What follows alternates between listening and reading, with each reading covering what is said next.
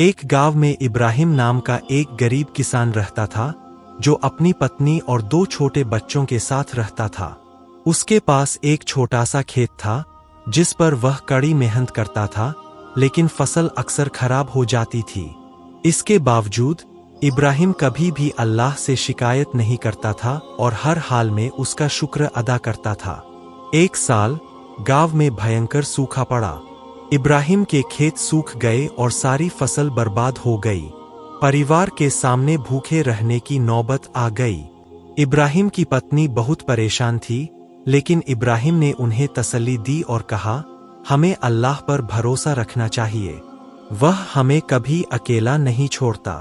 एक रात भूख और गरीबी से परेशान होकर इब्राहिम ने नमाज अदा की और अल्लाह से दुआ की, या अल्लाह, तू रहीम और करीम है, तेरी रहमत से कभी कोई खाली हाथ नहीं लौटा।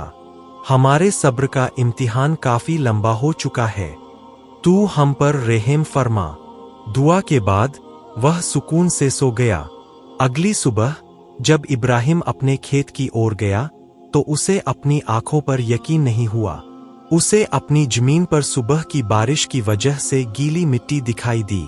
उसने देखा कि जिस जगह उसने दुआ की थी, वहां जमीन